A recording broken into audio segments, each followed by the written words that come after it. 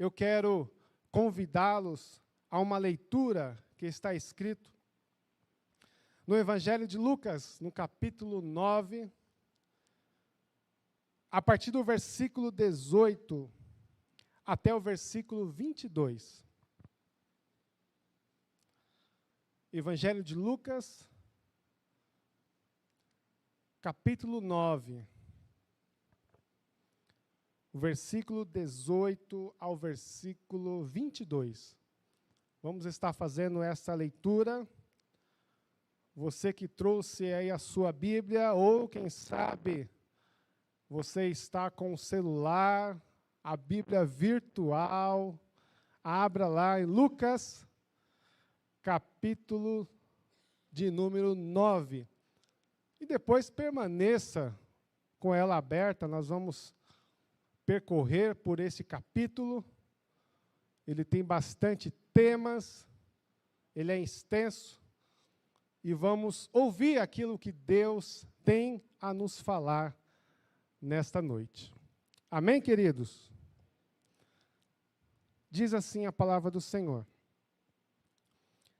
Estando a orar apenas com os discípulos, ele lhes perguntou: quem as multidões dizem que eu sou? E eles responderam: uns dizem que és João Batista, outros Elias, e ainda outros, um dos antigos profetas que reviveu. Então lhes perguntou: e vós, quem dizeis que eu sou? Pedro então respondeu: o Cristo de Deus. Jesus, porém, advertindo-os, ordenou que não contassem isso a ninguém. E disse-lhes: é necessário que o Filho do Homem sofra muitas coisas, seja rejeitado pelas autoridades, pelos principais sacerdotes e pelos escribas, seja morto e ressuscite ao terceiro dia. Amém. Meus queridos, o tema desta mensagem é: quem é Jesus? Nós sabemos que o nome Jesus é o nome mais conhecido em todo o planeta. Porém, nós também sabemos que esse nome, às vezes, é mal compreendido. Às vezes as pessoas conhecem Jesus de maneiras diferentes. Para algumas pessoas, Jesus é um homem que queria melhorar a condição de vida daqueles da sua época. Para outros, Jesus era apenas um religioso que pregava sobre o amor. Para outras pessoas, Jesus foi um homem que aprendeu alguns truques e ali fazia as pessoas acreditarem naquilo que ele falava. E muitas pessoas vão definir Jesus de diversas formas, de diversas maneiras. Para outras pessoas, Jesus foi aquele que impressionou muita gente. Outros também dizem que Jesus é o símbolo do amor, da boa vontade. Mas a pergunta é esta: quem é de fato Jesus? Quem é Jesus? Esse texto que nós lemos mostra que Jesus, ele chama os seus discípulos, ele convida os seus discípulos para estar orando. E ele faz uma pergunta para eles: o que as pessoas, as multidões, dizem quem eu sou? E os discípulos falaram: uns dizem que tu és João Batista, outros falam que tu és Elias, e ainda falam que é um dos profetas que reviveu. E Jesus continua a perguntar: e vocês? que vocês dizem que eu sou? Aí Pedro toma a palavra e responde: tu és o Cristo de Deus. Ou seja, tu és o Messias, aquele que era esperado desde o Antigo Testamento, o que traria a salvação prometida por Deus através dos profetas. Tu és o caminho que leva a Deus. Tu és aquele que traz a salvação, o perdão dos pecados. Tu és o Cristo de Deus, o desejado das nações, aquele que traz a salvação dos pecadores. E Jesus fala para Pedro e para os demais discípulos: olha, não conta isso, guarda isso, porque é necessário que o Filho do Homem sofra bastante. Jesus começa a falar para eles, agora que Jesus percebe e vê que eles tinham fé suficiente para entender essas palavras, Jesus fala para ele: olha, é necessário que o Filho do Homem sofra muitas coisas. Ele vai ser rejeitado pelas autoridades. Ele vai ser rejeitado pelos principais sacerdotes. Nós vemos aí Caifás, Anás, os escribas. Quem eram os escribas? Os estudiosos da lei. E Jesus vai falar ainda que ele seria morto e no terceiro dia ele ia ressuscitar. É interessante que lá no Evangelho de Marcos, esta mesma passagem, Marcos vai registrar o seguinte, que quando Jesus falava desta forma, como que era o Messias que eles estavam esperando, não era um tipo de Messias governamental, político, ao qual Pedro tinha isso em mente, mas o Messias como um servo sofredor, aquele que ia sofrer muito e que ia ser morto, mas ao terceiro dia ele ia ressuscitar. Pedro, ele chama Jesus em particular e repreende Jesus.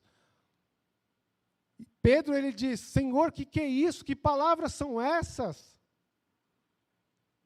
Na mente de Pedro,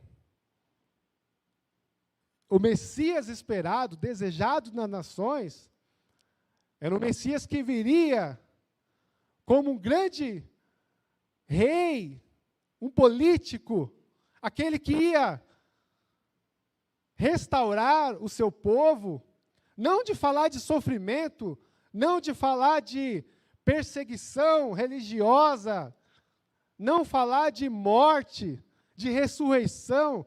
Que tipo de Messias é esse? E ele vai falar com Jesus em particular, ele fala: Senhor, que é isso? Quem sabe até a preocupação de Pedro concernente a Jesus. Mas Jesus olha para Pedro e fala: Pedro, você não está compreendendo da forma, do pensamento de Deus. Você está olhando a lógica humana. E por isso Jesus repreende e diz: afasta de mim, Satanás. Porque aquela fala não era uma fala puramente humana, mas era exatamente a maneira como o adversário pensava ou impedia que Jesus fosse até a cruz. E o texto de Lucas que nós lemos continua a nos responder quem é Jesus. O capítulo 9, ele tem bastante temas. E Jesus precisava agora destacar para os seus discípulos, mostrando o seu poder e a sua divindade, para que eles entendessem quem de fato era Jesus. Porque até então, Pedro tinha respondido: tu és o Cristo de Deus, tu és o Messias. E é interessante que nesse capítulo nós vamos encontrar Jesus, pela primeira vez aqui, a primeira multiplicação de pães e peixes. Ali estava Jesus pregando o Evangelho, 5.000 homens ouvindo a palavra de Deus, e ao cair da tarde, Jesus fala, os discípulos falam até Jesus e falam: Jesus, despede a multidão, já está anoitecendo, nós não temos como alimentar essa multidão, despede para que eles vão até os povoados, as cidades vizinhas, e ali acham comida para comer, e estadia para passar a noite. Mas Jesus fala para os discípulos: dai vocês mesmos de comer para essa multidão. Alguém fala: Senhor, nós só temos 5 pães e 2 peixinhos. O que é isso para essa multidão? Obrigado. E Jesus, ele fala para os seus discípulos: fala para a multidão reunir em grupos de 50. E ali os discípulos obedecem, a multidão se reúne em grupo de 50. Jesus pega aqueles pães e aqueles peixes, dá graças a Deus, e os discípulos começam a servir a multidão. E o texto vai dizer que todos comeram, repetiram, mataram a sua fome, e ainda sobraram 12 cestos cheios de pães e peixes. Jesus mostrando, comprovando o seu poder e a sua divindade com aquele povo sobre quem era Jesus, né? Jesus era o próprio Deus, porque somente Deus poderia fazer aquela obra. E os seus discípulos ficaram maravilhados. Mas o texto ainda mostra de maneira mais intensa quando Jesus sobe ao monte com Pedro, João e Tiago. Ele sobe no monte.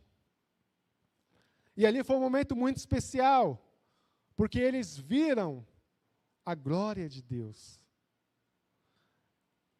De repente, o semblante de Cristo, ele muda, as suas roupas ficam resplandecentes, e aparece para conversar com Jesus Moisés e Elias. Moisés, o mediador da antiga aliança, e Elias, o representante dos profetas. Interessante que a conversa que eles tinham com Jesus era sobre a sua morte e a sua ressurreição. E Pedro, ele fica tão alegre, tão maravilhado com aquele momento, que ele fala: Senhor, vamos fazer aqui 3 cabanas? Esse lugar é muito bom.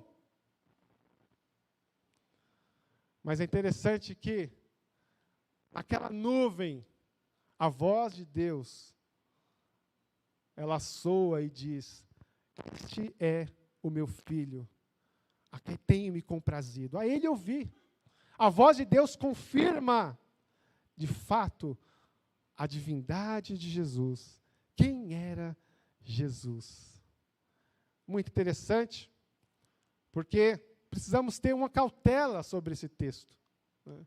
Esse texto aqui não serve para que nenhum de nós venhamos a consultar pessoas que já estão com Cristo. Aqui o texto não mostra que Jesus, ele invocou a Moisés e a Elias. Aqui mostra para nós uma dimensão. Jesus estava mostrando como aquilo que iria acontecer na eternidade, como uma partícula, uma parte, para que os seus discípulos pudessem entender de fato. Até alguns comentaristas destacam esse texto como você vai assistir algum filme e você tem ali, né, uma introdução, uma parte do filme para que você tenha aí um conhecimento do que vai ser apresentado. Jesus estava mostrando para ele para os seus discípulos que ele tinha poder, ele demonstra a sua divindade agora, e ainda sendo confirmada com a voz do próprio Deus, dizendo que ele era o seu filho amado. E o texto ainda vai nos mostrar que quando Jesus desce do monte no dia seguinte, o homem, ele chega até Jesus e fala: Senhor, peço que olhes com atenção para o meu filho, o meu único filho. Tem um espírito mau que domina ele, fazendo gritar subitamente, provocando nele convulsões, até fazendo espumar pela boca, e depois de ferir, larga ele. Isso acontece com muita frequência, Senhor. E o pior, eu levei o meu filho até os teus discípulos, e eles não conseguiram expulsar esse espírito mau dele.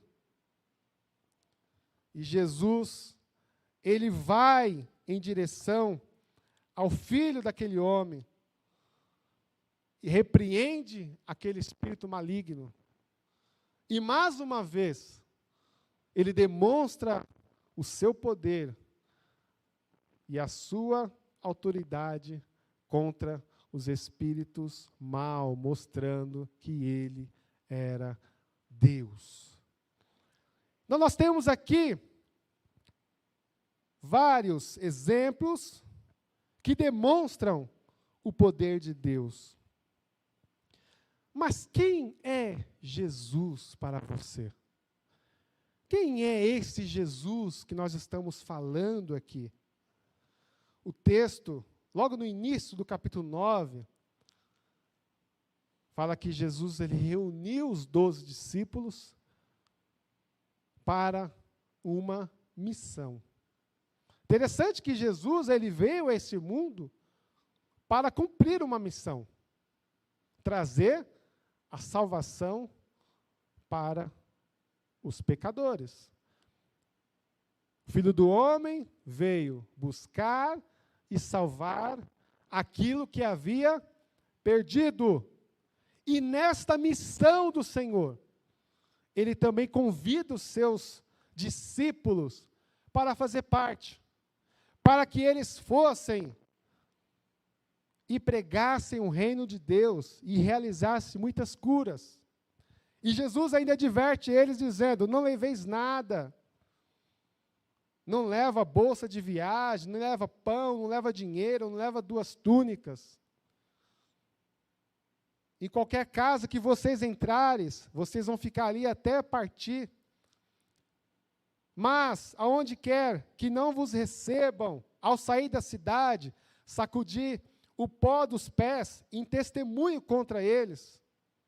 E os discípulos foram e pregaram o Evangelho. Nós sabemos que esse Jesus, nem sempre ele é recebido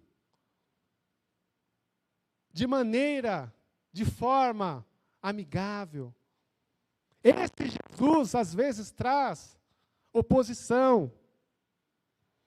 Nós vamos também ver nesse capítulo que Jesus agora, preparando-se para ir a Jerusalém, porque estava próximo o dia da sua partida, e o texto, quando fala a sua partida, é uma maneira de suavizar, para falar sobre a sua morte. E Jesus agora está indo rumo a Jerusalém, sabendo que lá seria perseguido e seria crucificado.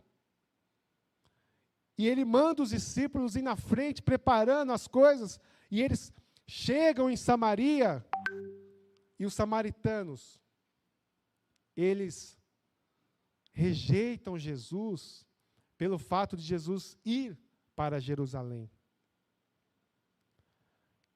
E aqui mostra a fragilidade humana quando Tiago e João, ele fala para Jesus: Senhor, quer que pedimos para descer fogo do céu e consumir essas pessoas? E Jesus fala para eles: eu não sei que espírito vocês sois, porque eu não vim para destruir a vida dos seres humanos. Eu vim para salvá-los. Mas aqui mostra a fragilidade do homem. Pedro e João, eles pedem como se fosse Elias. Queria ser como Elias, pedir fogo do céu para consumir os homens, as pessoas. E Jesus falou nada disso. Mas interessante, meus queridos, é de fato saber que quem é esse Jesus, quem é esse Messias, quem é esse que veio trazer salvação aos homens, quem é esse que anuncia as boas novas, quem é esse que traz também alguma contradição, quem é esse que falou sobre a sua morte e falou sobre a sua ressurreição, quem é esse que convidou os seus discípulos para ser participantes da sua missão. E mais à frente, ele chama, ele convida a sua igreja também para fazer parte desta missão, de irmos anunciar o evangelho a toda criatura. Nós fomos chamados por Jesus para fazer parte dessa missão, para anunciar a sua mensagem. E é interessante que um homem, ele vê Jesus e ele diz para Jesus: Mestre, te seguirei aonde tu fores. Eu quero estar junto. Quero estar lá. É aquele tipo de pessoa que quer se comprometer com uma causa sem pensar no preço daquela causa. E Jesus vai responder para ele: olha, existe aí um preço. Existe aí um preço a ser calculado para ser o meu discípulo. Jesus vai responder assim: as raposas têm tocas, as aves do céu têm ninhos, mas o Filho do Homem não tem aonde descansar a cabeça. Ou seja, você quer me seguir? Esteja preparado para assumir as consequências, porque é difícil, vai ter sofrimento. Por isso, ele diz: aquele que quer me seguir, tome a sua cruz cada dia e siga-me. Mas nós somos chamados por Deus para segui-lo, anunciando a sua palavra. E isso é maravilhoso, meus queridos, porque nesse mesmo texto vai mostrar algumas pessoas justificando, falando assim: olha, Senhor, eu preciso ainda sepultar os meus mortos, depois eu vou buscar o reino. Outros, preciso despedir da minha família. E Jesus vai responder: aquele que põe a mão no arado e olha para trás, não é apto para o reino de Deus. Ou seja, o chamado para o discipulado é mais urgente do que qualquer outro compromisso familiar. Nós temos que ter a primazia com o reino de Deus. Por isso, Jesus vai nos ensinar que nós devemos buscar o reino de Deus e a sua justiça, e as demais coisas seriam acrescentadas. É buscar com primazia ao reino de Deus. Quem é Jesus? Ele é o Cristo de Deus, aquele que trouxe salvação para os pecadores. O que seria de mim e de você se não fosse Jesus? Qual seria o nosso destino final se não fosse Jesus?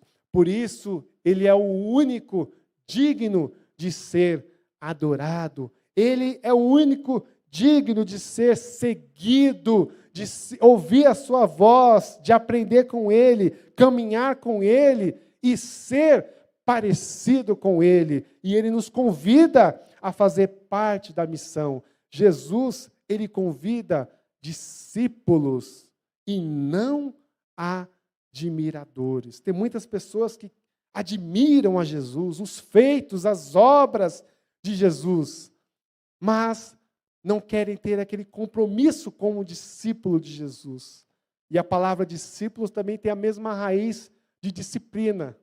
Ou seja, nós temos que ter um compromisso com Jesus, ao ponto de assumir maiores consequências, se possível até a morte, por causa de Cristo Jesus. Por isso é bom, é maravilhoso falar nesta hora, neste momento, você que está me ouvindo, quem é Jesus para você? Como você descreveria Jesus nesta noite? Quem é esse Jesus? A palavra de Deus nos revela. Ele é o Cristo de Deus, aquele que perdoa pecado, aquele que traz salvação, aquele que um dia voltará para buscar o seu povo escolhido. Enquanto ele não volta, nós vamos anunciando a sua mensagem. Por isso é de suma importância quando nós assumimos um compromisso de anunciar esta mensagem.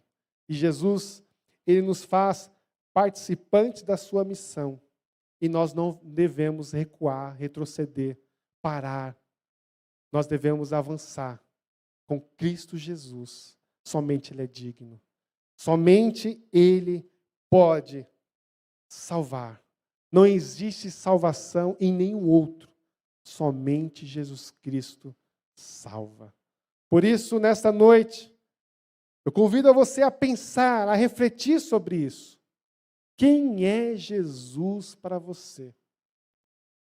É aquele que realiza milagres? Que pode curar as suas enfermidades? Quem é Jesus para você? É apenas aquele homem que falou coisas boas aos seus discípulos? Quem é Jesus para você? Você pode responder essa pergunta em seu coração, assim como Pedro respondeu acertadamente, né? Tu és o Cristo, tu és o Messias, o desejado. Talvez muitas pessoas ficaram frustradas quando viram Jesus entrar montado naquele jumentinho. Esperávamos um rei cheio de glórias, bastante soldados em sua volta para nos livrar da opressão dos nossos inimigos. Agora aparece um homem simples, montado num jumentinho. Há quem diga que é muito estranho alguém montar no jumentinho, um adulto, por exemplo, e andar sem arrastar as suas pernas no chão. Imaginem a cena, e Jesus estava demonstrando para aquelas pessoas que o reino dele não era deste mundo, não era um reino político. Às vezes as pessoas surpreendem com isso, colocando uma expectativa em Jesus de forma errada, achando que Jesus é apenas aquele homem que resolve os seus problemas. É aquele homem que vai trazer solução para todos os seus dilemas. Mas Pedro, ele responde: tu és o Cristo de Deus, tu és o Filho de Deus, o enviado de Deus, para trazer a salvação para os pecadores. Nós estávamos perdidos, sem esperança, sem Cristo e sem Deus no mundo, até que a luz de Cristo resplandeceu nas trevas e nós vimos a sua maravilhosa luz. E Ele foi nos chamando, foi nos convidando. Vem fazer parte deste reino, como é glorioso. Nós já fazer parte deste reino hoje aqui, nesse tempo de dificuldades, de provações, você pode já participar deste reino que um dia será consumado ali no céu. Nós estaremos para sempre diante do Senhor. Mas, e se você colocou a sua esperança no Cristo que não pode te salvar, ou apenas para atender os seus pedidos puramente humanos, nessa noite eu convido a você a conhecer quem é Jesus. Esse que está de braços abertos, convidando a você. Eu vim para que você tenha vida, e vida em abundância. Nós aqui anunciamos vida eterna. Nós anunciamos a Cristo. Esta palavra, ela merece a nossa atenção porque ela fala sobre Cristo. E nós temos o zelo de entender que todo esse capítulo demonstra o poder e a autoridade de Jesus sobre a morte, sobre os espíritos maus, sobre a sua criação. E mesmo assim, Ele convida a cada um de nós para participar dessa missão. A missão é de Deus, mas nós temos as missões, essa palavra de esperança. Quantas pessoas não conhecem esse Jesus? Conhecem um Jesus, às vezes histórico, de ouvir falar, mas não tiveram ainda uma experiência real com Jesus. Quantas pessoas colocam a sua esperança nas coisas e não no Cristo de Deus? Mas eu convido a você a olhar para esse Cristo, a hoje você entender que Ele veio cumprir uma missão. Ele veio te salvar. Ele veio te resgatar das trevas para trazer para a sua maravilhosa luz. Ah, se nós dessemos o valor para esta palavra. Ah, se as pessoas pudessem entender o valor destas palavras. Porque não há dinheiro no mundo, não há riqueza no mundo que compre a nossa salvação. A nossa salvação foi paga com preço de sangue.